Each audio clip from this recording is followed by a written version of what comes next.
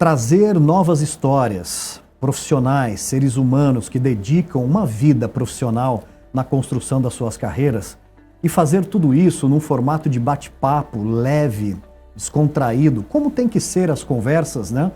E principalmente buscando aquelas preciosidades de momentos cruciais, né? Que conseguem explicar porque alguns profissionais, algumas pessoas chegam muito longe nos seus sonhos e outras pessoas que não conseguem chegar aonde almejam. E é neste bate-papo que nós vamos bater um papo com Leandro Ribeiro. Leandro, prazer poder te receber aqui, meu muito obrigado. Obrigado pelo convite, sensacional estar aqui, falando um pouquinho da minha história, conversando com você, já vi várias outras entrevistas aí e sensacional, né? Show de bola, muito bom. Leandro, eu estou honrado de estar aqui com você, principalmente nesse momento que a gente abre um capítulo importante do nosso programa, né? Falando de carreiras, falando do mundo de cibersegurança como um propósito para nós aqui da NetGlobe, né? Deixar um legado para a nossa comunidade com diálogos corretos sobre a importância, né, da segurança na nossa vida pessoal e profissional. Leandro, queria começar essa nossa conversa falando de infância, de família, daquela época lá de Barueri, né, quando Barueri ainda era uma cidade que dava, acho que, para brincar na rua, né, os amigos, aquela coisa de infância. Vamos começar por aí, Leandro? Bora. Nossa, você falou a lembrança de infância e eu já comecei a imaginar a rua da casa da minha avó. Olha, que legal. A rua de casa, a rua da casa da minha mãe, onde hoje, infelizmente, não dá mais para jogar bola. Antigamente dava, não passava carro. Né? Hoje é aquela loucura, até para estacionar carro fica difícil, né? Mas eu tive uma infância muito boa, muito tranquila. Os meus avós são portugueses, né? Os pais da minha mãe.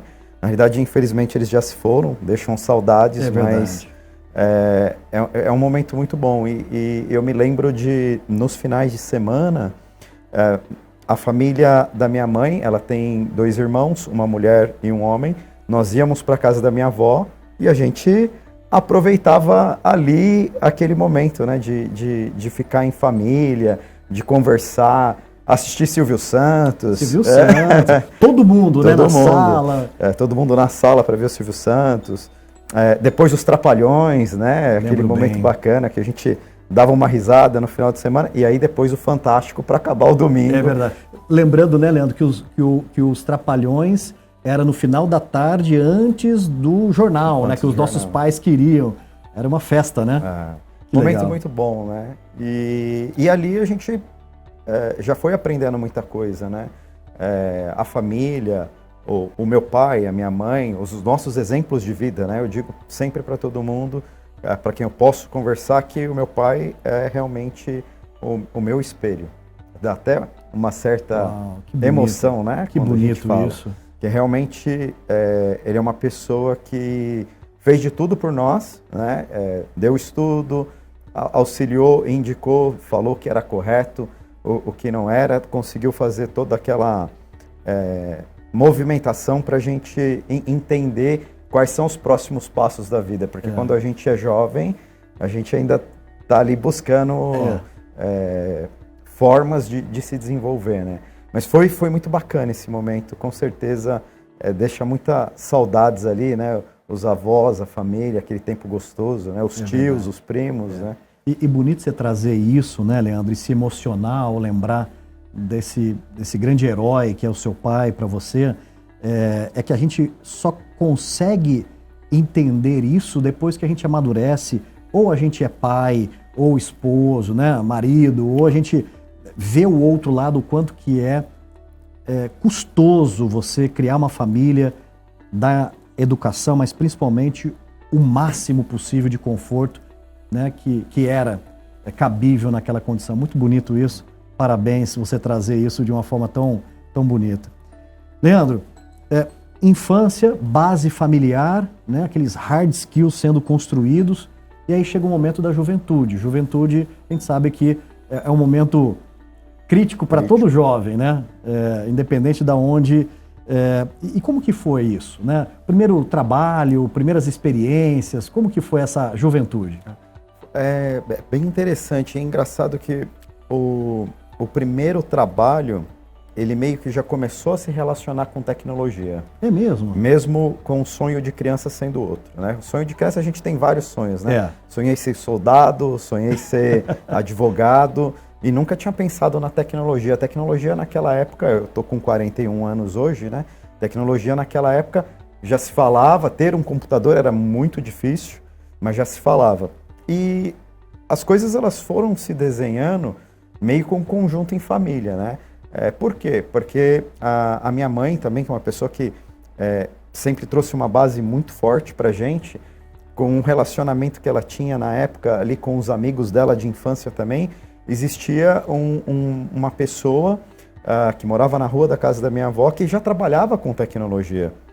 E aí fui fazer o meu primeiro curso, né, de tecnologia na época, que era o Windows, Word, Excel, Windows 3.1 na época, né? 3.1 Tava indo para o 3.11, né? Tanto que era um pacote básico, né? Os treinamentos naquela época era Windows, Word e Excel. Se você quisesse fazer PowerPoint ou Access, eram outros treinamentos. É verdade. Né? E aí a gente começou ali a fazer buscar esse conhecimento. Meu primeiro computador eu tinha 14 anos, foi um 586 da AMD,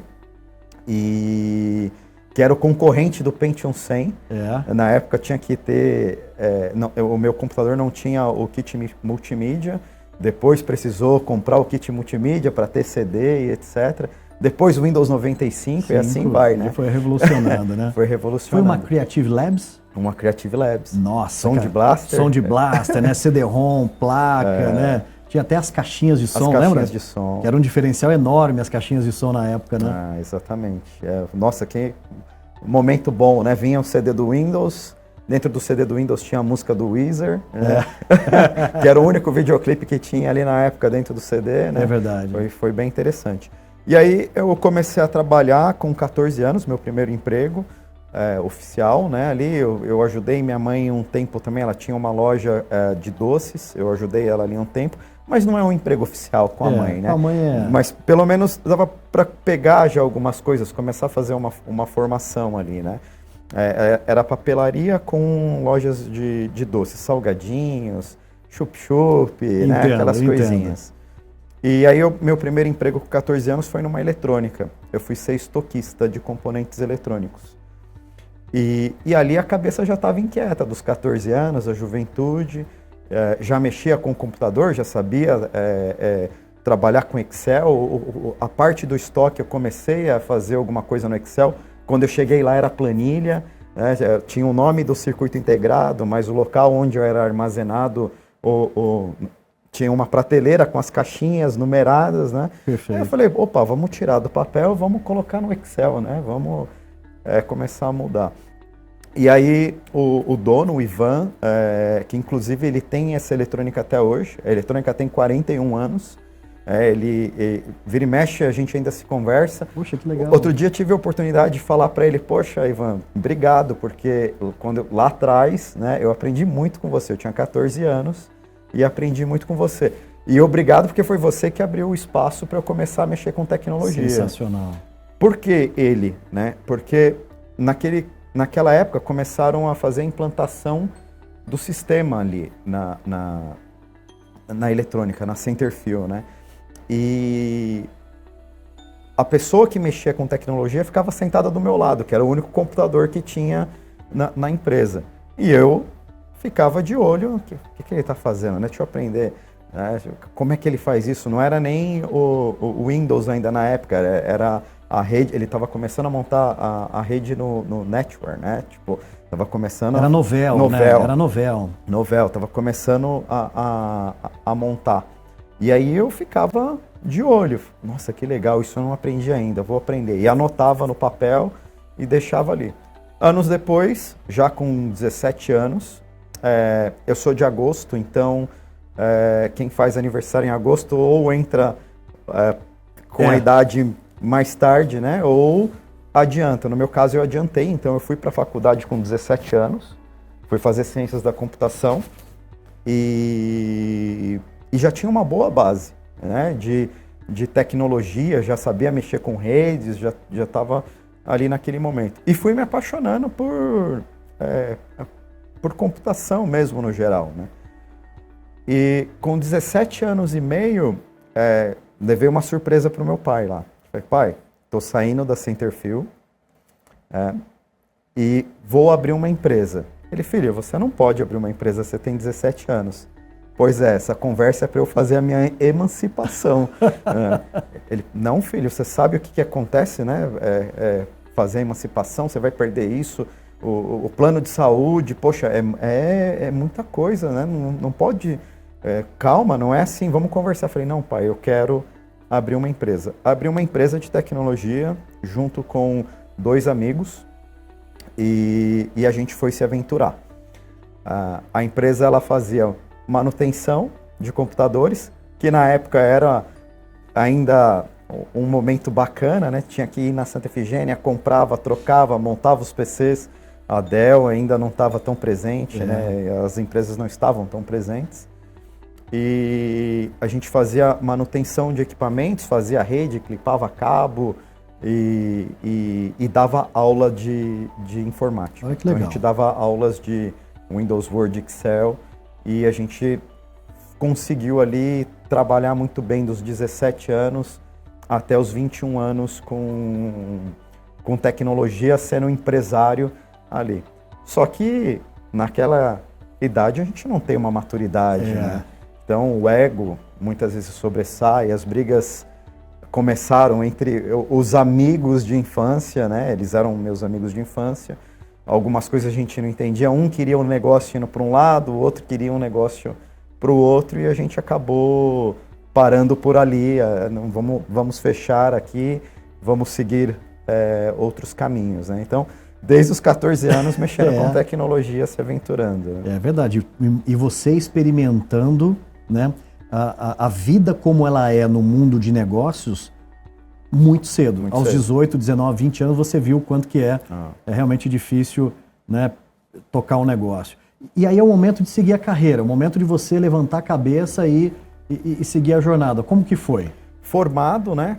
Me formei em Ciências da Computação, achando que ia ser o grande mestre dos magos, né? Que já ia ter muito conhecimento e conseguir ali já ganhar muito dinheiro, e não foi bem por aí. Eu tive a sorte de um amigo que fez faculdade comigo, ele um dia parou para conversar e falou assim, eu tenho uma vaga aqui na Mil Assistência Médica para trabalhar como helpdesk. Você topa? Nessa época eu já era casado, eu já tinha 21 anos, já estava casado ali, acho que há 1 ano e pouco, casei muito cedo. E a minha esposa naquela época, hoje eu sou separado, mas naquela época ela estava grávida. Então eu falei, poxa, eu tenho que parar de brincar de ser o herói e olhar para responsabilidades. E aí assumi e fui trabalhar como helpdesk na Mil Assistência Médica. Trabalhei... Que era em Alphaville ali, né? Que era em Alphaville. Em Alphaville, do site de Alphaville. Isso, na Alameda Cauaxi, né? Ali perto da Rio Negro, né? Lembro bem dele. Naquela época era até interessante, eu demorava 5 minutos de casa até a Mil. Hoje é um percurso que no horário comercial deve demorar 30, 40 minutos. 30, 40 para rodar o quê? 3, 4 quilômetros? 5 quilômetros, né? No máximo, 5 quilômetros no máximo. É verdade. E cheguei com uma experiência na Mil, com a tecnologia, com aquele trabalho que eu tinha, totalmente diferente. Porque eu estava acostumado com trabalhar com tecnologia para empresas pequenas, 10 computadores no máximo. E a Mil naquela época ela já tinha um tamanho, já era a maior empresa de saúde, de plano de saúde. Né? Verdade, Então cheguei lá, servidores. O que eu trabalhava de equipamentos, eles tinham 4, 5 vezes mais de servidores, já devia ter 200 servidores. Eu não sabia a diferença entre um Windows 98 com um Windows Server, né? Um Windows Server 2000 na época. E aí eu fui descobrindo um outro mundo. E em 2004, isso era 2004, a minha filha nasceu em 2005, em fevereiro de 2005. E eu tive o prazer de trabalhar com várias pessoas ali na Mil que já tinham uma bagagem grande de tecnologia. Então, uma das minhas características é ser observador. Eu fico observando eu coleto aquilo que eu acho que faz sentido e descarto aquilo que não faz sentido, né? E eu vi alguns livros do Reinaldo Bonilho, que é uma pessoa que eu digo para todo mundo que é uma referência também na minha carreira, né? Não só ele, o Barbosa, o Zen, o Paulo, que trabalha comigo hoje, inclusive, que foi quem me convidou para lá. E o Reinaldo, ele era muito estudioso e tinha vários livros. E eu me deparei com um livro sobre segurança. Falei, nossa, o que é isso? Né? Tipo, ali eu não tinha tido um contato ainda com segurança da informação. E em 2006, eu comecei a ler, comprar as revistas, né? Tinha as revistas que vinham com CDs, né? Para poder absorver informação, entender melhor o que é hacker. Eu achava a palavra bonita, hacker, né? Tipo, nossa, o que é isso? Vamos entender o que é isso. Poxa, o que é um rootkit? Então ali eu comecei lá atrás a fazer esses estudos. Em 2006 eu fiz meu primeiro estudo em cima de segurança da informação, que foi o Microsoft Academia Latino-Americana de Segurança da Informação, que era da BS 799, que não era nem ISO ainda. Né? E aí eu comecei a estudar e me apaixonei por segurança. Só que naquela época, nós não podíamos se aventurar com segurança. Não eram todas as empresas que falavam sobre segurança, né? Então algumas já tinham algumas coisas de segurança. Então eu continuei meus estudos, né? Aí fui estudar SQL Server, virei DBA de SQL Server, fui administrador Linux, que era uma outra paixão, e mexia com Conectiva, Debian, depois Ubuntu e etc. Perfeito. Gostava muito de sistema operacional, fui administrar servidores Windows também, fui abrindo um leque grande. E querendo ou não, naquele tempo, né, a segurança da informação ela era mais infraestrutura do que segurança da informação ali agregada.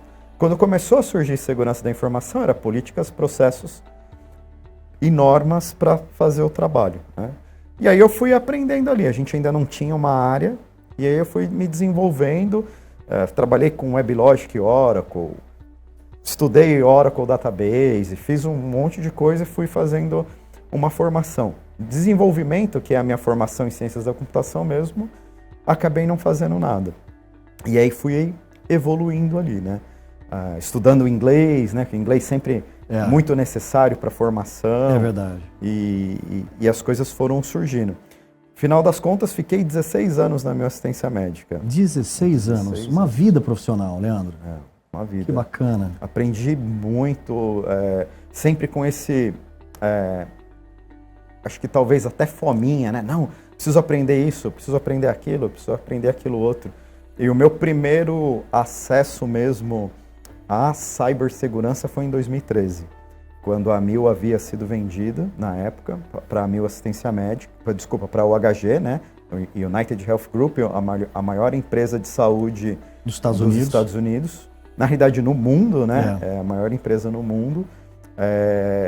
Durante o processo de due diligence, começaram a vir profissionais de cibersegurança, falando de outras coisas que eu já conhecia de livros, mas que eu não conhecia do dia a dia. E aí eu me tornei muito próximo do Jairo, é um mexicano que mora nos Estados Unidos há muito tempo, ele era VP de arquitetura, e fui pegando uma série de coisas dele ali, né? Observando, poxa, ele fala desse jeito, pô, ele estudou aquilo outro. E fui montando, a partir aí sim, de 2013, fui começar a montar uma carreira em cibersegurança, olhando para outros pontos que eu ainda não conhecia. Trabalhei com Disaster Recovery, fiz esse desenvolvimento de Disaster Recovery. E tem uma coisa interessante que eu acabei não mencionando, eu acho bacana mencionar, é que sempre, desde jovem, eu tive esse adaptação fácil com a liderança. Mas era algo que eu não aceitava. Eu nunca aceitei essa questão de liderança. Eu queria ser o técnico. O melhor possível, o cara na esfera, né? Só que eu sempre me peguei liderando equipes multidisciplinares, né, nesse meio tempo. E eu poderia ter pensado nisso antes, né? olhando do ponto de vista da empresa que eu tive lá atrás com 17 anos, onde a gente começou a mudar. Mas a minha carreira, não, para mim era técnico. Eu tinha que ser o máximo em Linux, eu tinha que ser o máximo em WebLogic ou em banco de dados, né? Tanto que eu acabei abrindo muito. E nunca pensei na liderança. Não fui buscar soft skills, fiquei no hard skills ali o tempo inteiro. E eu fui, com essa prática de observação, foi muito interessante que eu consegui ali no dia a dia pegar algumas coisas dos gestores, né? Então tem o João, que hoje mora nos Estados Unidos, ele era o líder que realmente fazia toda a parte administrativa. Técnica ele confiava, né? Ele virava para a gente, né? Tinha as pessoas que ele tinha uma proximidade maior e tinha esse contato. E, como é que você acha que precisa ser feito? Olha, precisa fazer feito desse jeito.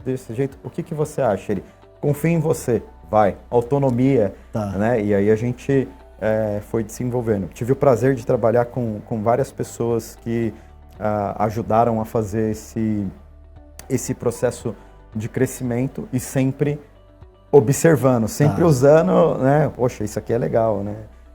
E ali e tal.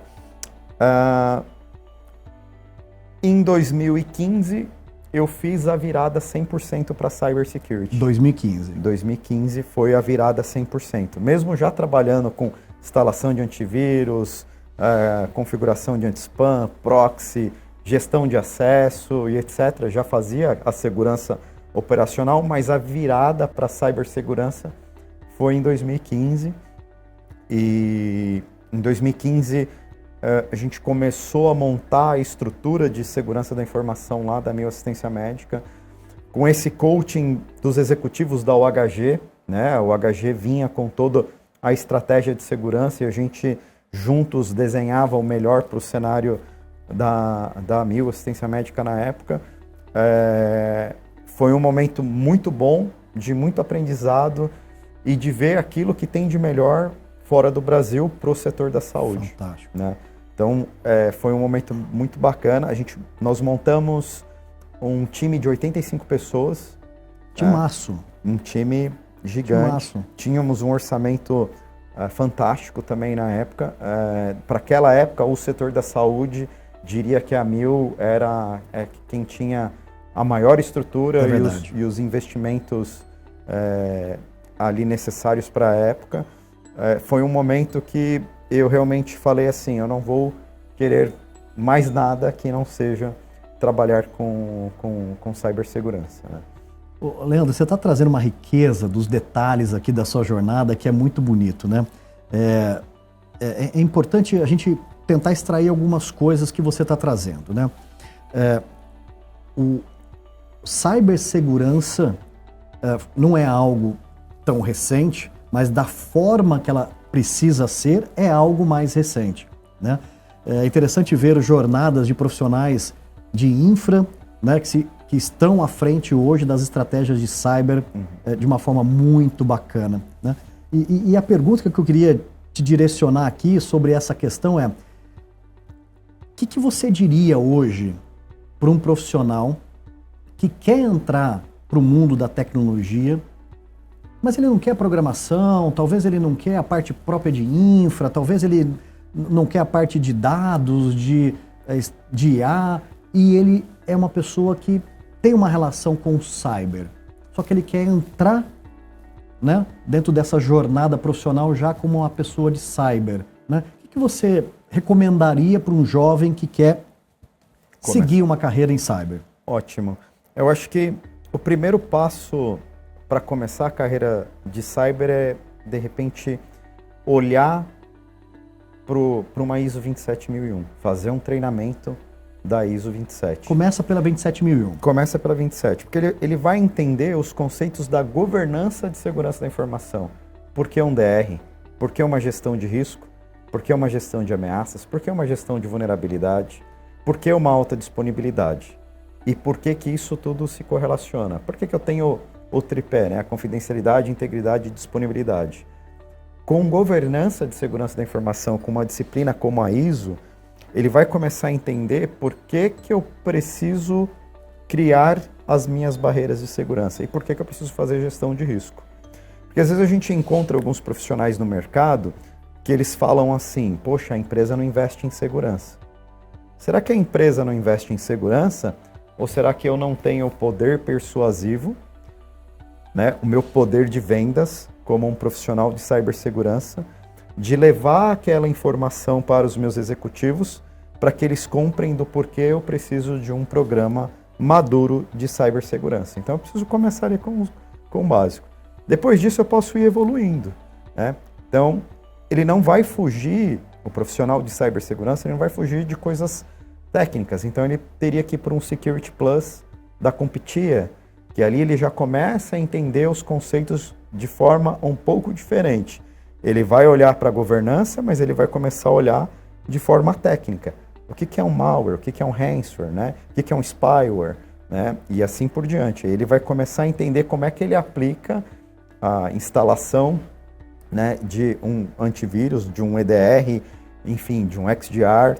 Hoje a gente tem várias nomenclaturas, né, de como é que eu começo a fazer isso. Então ele precisa começar ali numa crescente. E não adianta, vai ter que conhecer técnico. Ele vai ter que entender o porquê que, de repente, uma solução pode elevar o consumo de CPU, né? Hoje em dia elas são muito melhores, mas precisa entender como é que um arquivo é armazenado, como é que eu trabalho com administração de usuários em um servidor e etc. Então você vai criando alguns espaços. Preciso entender de redes. Tudo o que acontece dentro de ataques vai estar dentro da minha rede. Então, como é que eu trabalho com segmentação de redes? Por que eu preciso segmentar redes? Por que eu preciso estar com servidores de um lado, os usuários de outro? Exposição, né? Aplicação que tem que estar exposta, por que tem que estar numa DMZ?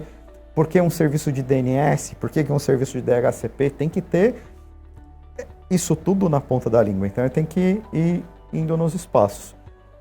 Chegou nesse espaço, tem o domínio da governança, tem o domínio técnico, redes, cibersegurança básica, começar a evoluir, né? E aí poder disseminar ali para onde eu vou. Para onde eu vou? Eu quero ser um pentester? Eu quero ser um analista de resposta a incidente?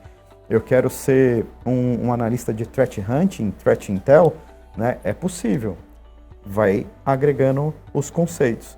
O mundo de cyber hoje, diria que deve ter mais de 20 possibilidades de carreira. Tem. Bem mais, né? É verdade, se a gente deixar para pensar. E aí ele vai se especializando.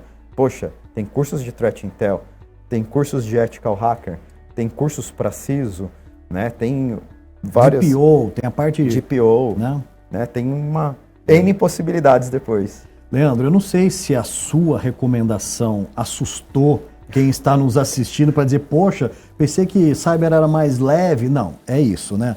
Dedicação, muito estudo, muita lógica, né? Ou seja, muita profundidade naquilo que você, de fato... Voltando naquela sua fala, né? Ser o melhor naquilo que você se propõe a fazer, né? Dentro dessas 20 possíveis competências, né? Escolher muito bem isso. Exato.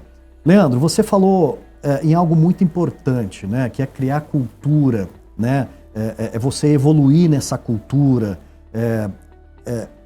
trabalhar o tema de cibersegurança dentro de uma escala de gestão de risco, né? Continuidade de negócio, né?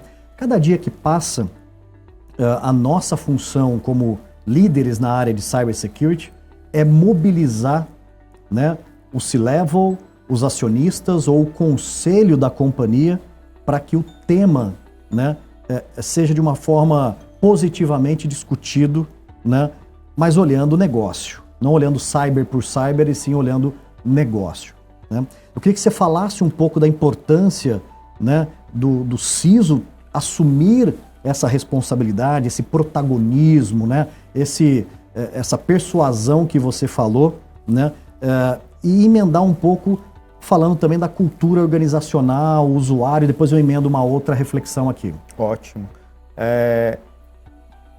Exatamente o que é necessário para o CISO é ele deixar um pouco de ser técnico e passar a ser um executivo de negócios. Perfeito. Então ele precisa entender como é que a minha empresa opera. Hoje eu trabalho no Hospital Sírio-Libanês e como é que funciona o meu dia a dia dentro do hospital, né? Até ontem, numa reunião, eu brinquei, poxa, aqui a gente comete heresias, eu vou te dizer o porquê que a gente comete heresias, né? Em qualquer indústria, se você falar que vai liberar um pendrive, as pessoas elas se assustam, né? Poxa, você vai liberar pendrive? Sim, porque o meu negócio muitas vezes ele precisa disso. Então imagine que às vezes eu recebo pacientes de fora, de outros estados no Sírio-Libanês, eles estão vindo até o Sírio para serem tratados de uma determinada patologia e muitas vezes eu preciso liberar um pendrive para poder abrir o exame que aquele senhor de 80 anos está trazendo para ser visto e analisado pelo médico. Perfeito. Então, existem situações que é necessário. Então, isso significa que o CISO ele precisa entrar no negócio. Ele precisa se colocar em uma posição de olhar para a necessidade do cliente, né? Então, hoje num hospital, a utilização do pendrive, em alguns momentos é necessário.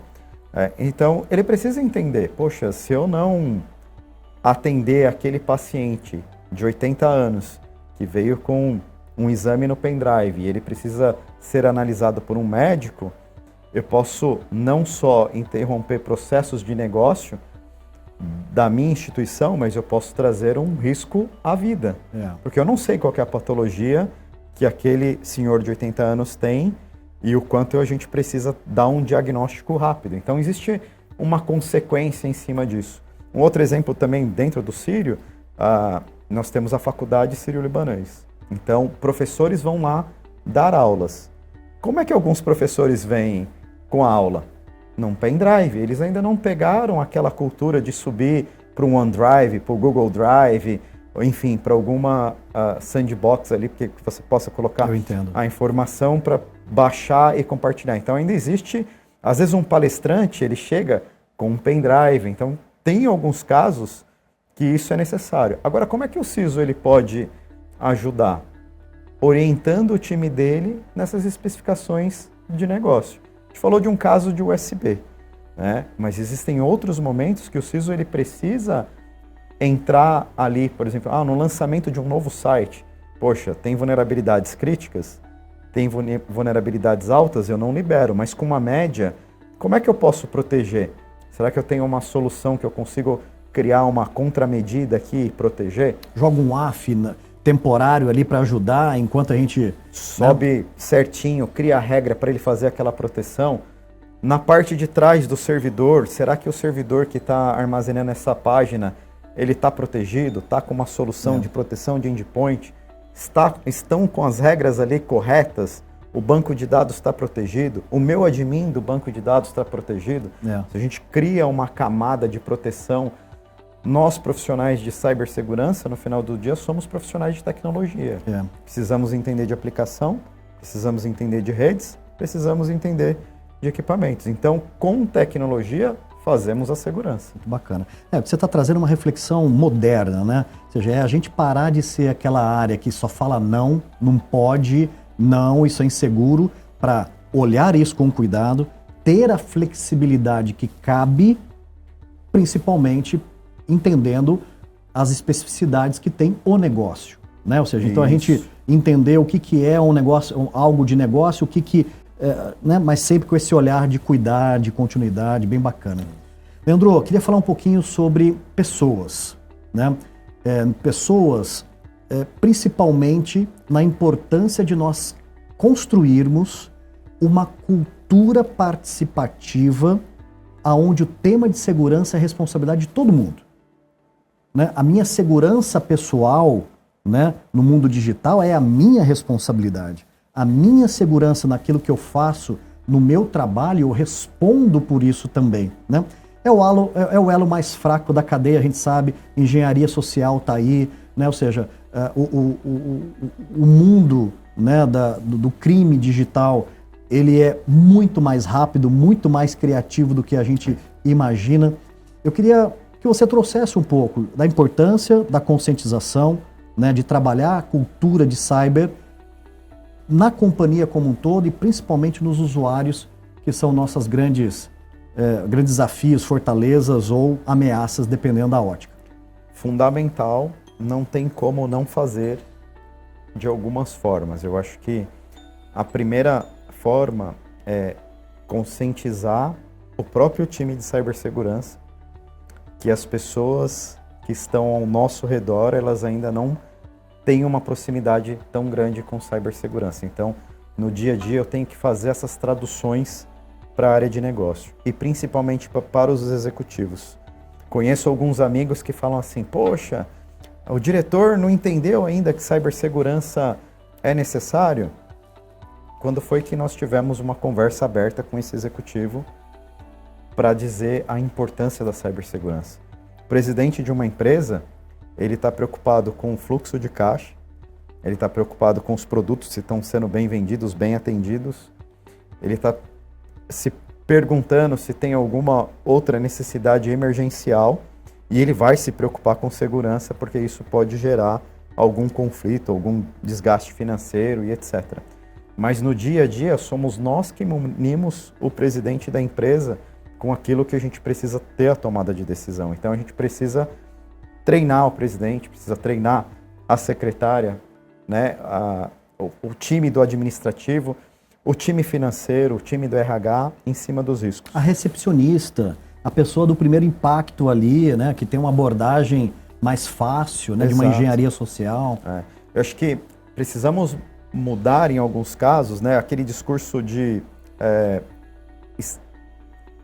virar para o diretor financeiro e falar para ele assim, olha, se você tiver um cyberataque, você vai ter uma multa na NPD, né? Precisa mudar esse discurso, tem que ir mais claro e explicar, olha, um cyberataque na nossa instituição pode trazer problemas, danos à imagem, problemas financeiros, porque nós não sabemos quantas pessoas vão deixar de consumir os nossos produtos por causa de um cyberataque, né? Não é possível medir, ninguém no saque vai escrever lá para você, não vou mais comprar o seu produto por causa do seu cyberataque, né?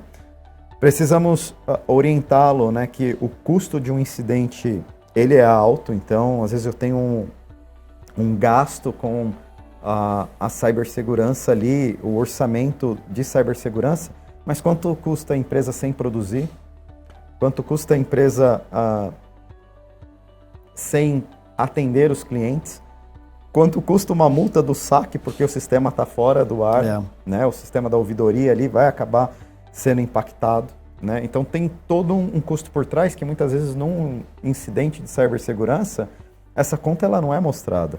Ela provavelmente ela vai ser mostrada da seguinte forma: gastei mais 2 milhões implantando uma ferramenta do dia para a noite para conter esse incidente, mais 1 milhão de auditoria que teve que acontecer ali, ou de uma consultoria, mais 500 mil de forense.